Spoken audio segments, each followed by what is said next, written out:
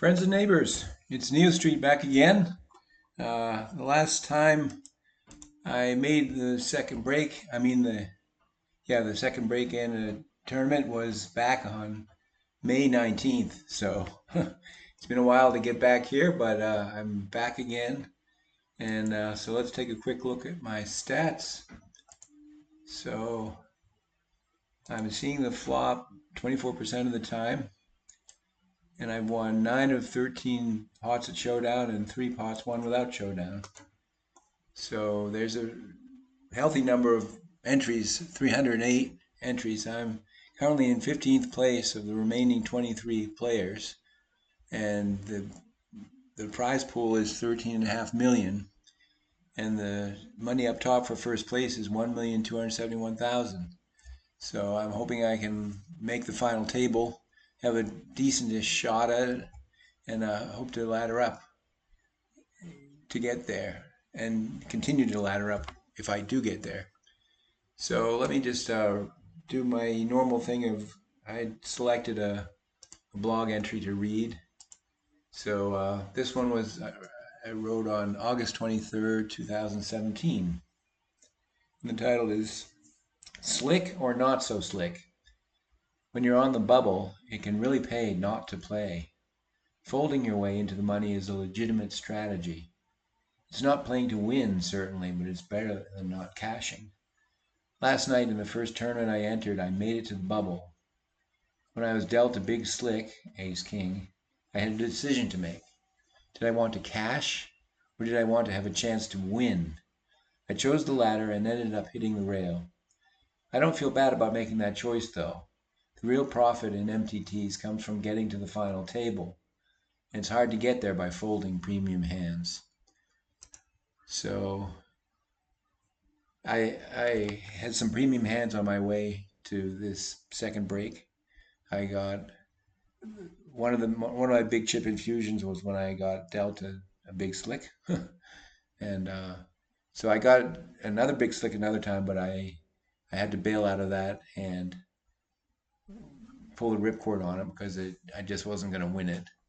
So, but I'm happy to be the beneficiary of some good luck, and so we're starting up now. So I can easily fold an a6 offsuit, and I'll be getting the big blind in 3 hands from now. So the big blind is currently 2.4K, and which is always 10 times the ante. So the ante is 240, and so yeah, so I'm at 15th now, but the next payout is for 23rd, which is 149,000. So the next money jump is at 18th place for 162,000. So I want to get to 18, and then I want to get to 15, and then I want to get to 12, and then I want to get to 9. You just focus on the next money jump and don't worry about anything else. So I want to just get to my next money jump, which again is at 18th place. So 6-5 offsuit, goodbye. So yeah, I'll be getting the big blind next hand, but I have enough chips to play with that I don't have to back a crappy hand.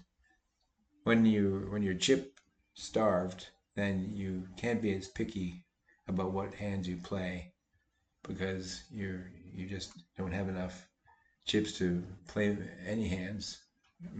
So you basically have to just go with it. But I'm not going to have to go with it this time. So I'll just take another orbit. Okay, wow. You can't make this shit up. I got pocket rockets on the when I'm in the big blind, and no one expects that. So I'm gonna raise it up all in and see how we do. Okay, he's drawing dead after the turn card, so I doubled myself up So now I'm in 8th place, and things are looking better, much better for making the final table. So yeah, Jack 9 suited. Now I'm the bully at, no, I'm not the bully at my table. There's one guy here who has 49K. So he can be the bully if he wants. I have the luxury of letting some hands go just because I don't wanna. I don't have to. So let these guys battle it out, and next hand I'll get the dealer button, so I only have to pay the ante. And King 9 is not too shabby. I will call it if everyone folds to me. Okay. So thing is, I'm up against someone with a much bigger stack. Yeah, this is over a third of my stack. I'm not gonna call that bet. So sometimes the small stacks throw their weight around in a sense, their weight being their full stack. So sometimes they're bluffing, but very often they're not. So ace queen offsuit is another good holding. So unless someone raises it up, I'm going to call this thing and hope for the best. I have to readjust to see who's up top. So now, okay, he's all in. He can't put any more chips in. So I'll call that puppy. Obviously, this guy could put up more chips in, but I don't think he's gonna.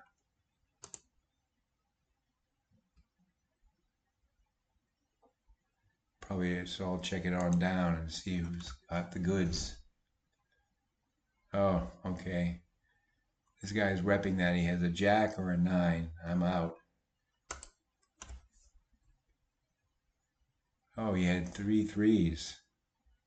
He had a set. So he zorched into the table bully. So I need to fade 2 more players to make the next money jump to 18th place. Jack 7 offsuit is nothing to write home about.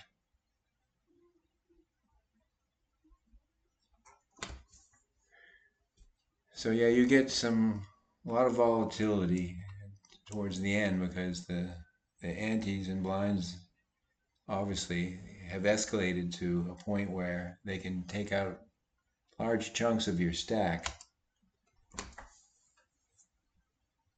So this guy's putting himself at risk, but his all in went through. He got a fold.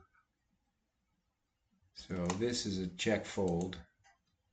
My holding is not good enough to call a raise with, but I'm in the big blind, so that big blind got put in automatically.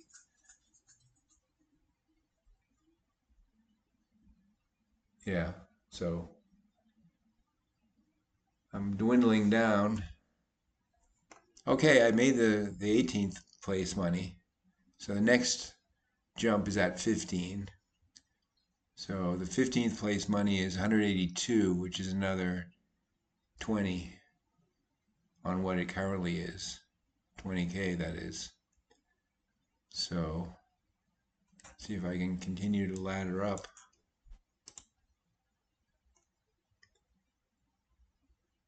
Now with this guy having this many chips, and I'm not in good position, he's in position on me. So yeah, just gone. Too many people in this pot. So he might just fold. Oh, he's raising it. Oh no, he just called. This guy will probably fold. Oh, he called too. You never know. So he's putting this guy all in. He'll probably fold now if he knows what's good for him. he doesn't know what's good for him. Okay, so these guys are both out. So that means 15th place money has been achieved. So the next payout is 182.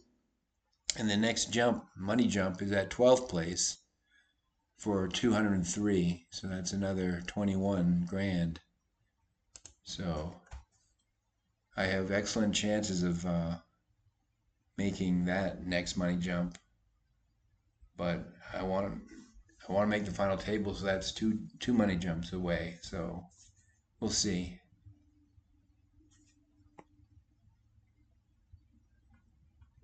So that's an easy fold. Yeah, I'm one of the shorties now. I'm one of the short stacks. So my only two choices should always be fold or shove. Shove meaning going all in. It's a lot of decision making is taken away from you when you have a short stack, and you're really more relying on luck. But it obviously took luck and skill to get here. But at this point, now luck plays a bigger role than it does in earlier stages of tournaments.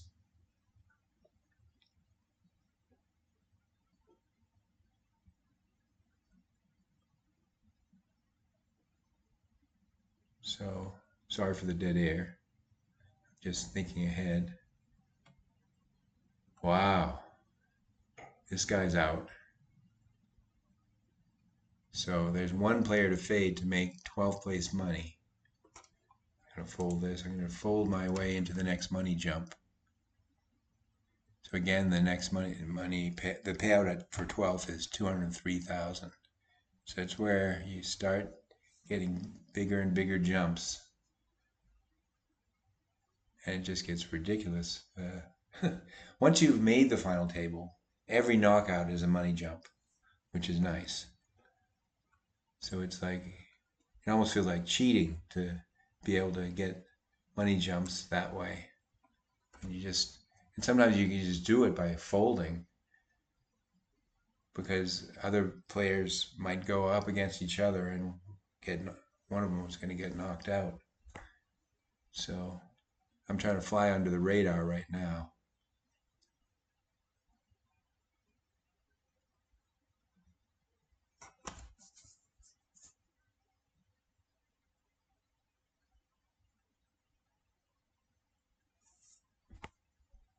So these guys have hefty stacks. So they're not going to go too wild on each other. If someone has a 9, yeah, this guy had the 9. So he's jumped way up to 70.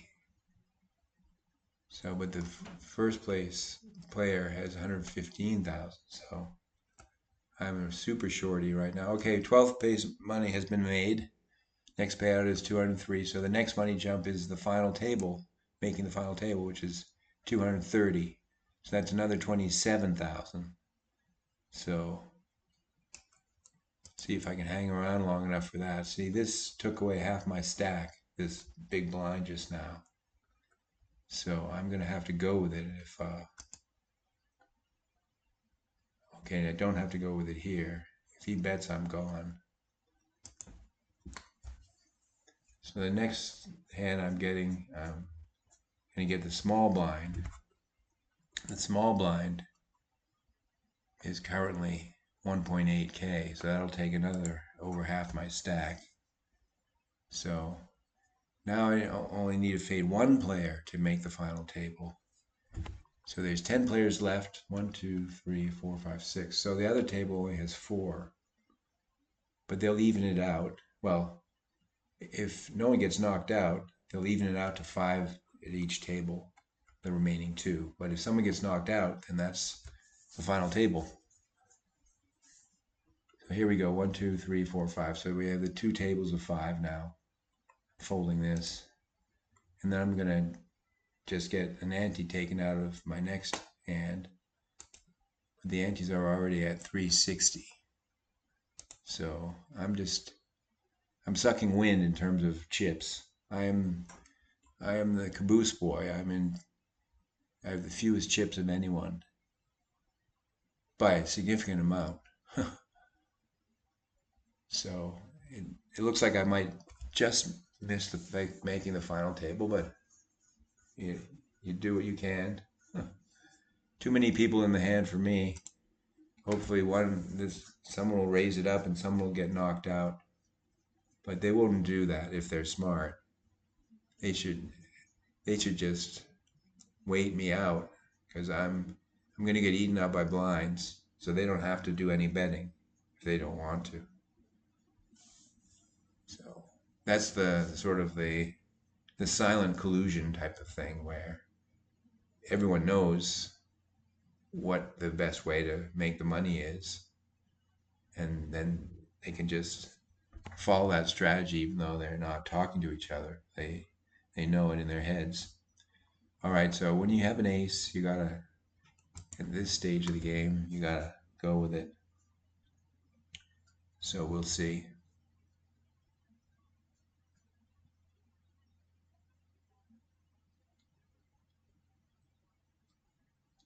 Oh, that's good for me. I got top pair. My kicker isn't so good though, so if someone else has an ace, I'm gonzo. Yeah, he had the eight. So he didn't have a better kicker, but he did in the sense that he made a two pair. So I'm gone. But it's been real, it's been fun. So I end up in 10th place for a payout of 203K, and it's been real, it's been fun, and so talk to you all later. If I can find the software to stop recording. Here it is.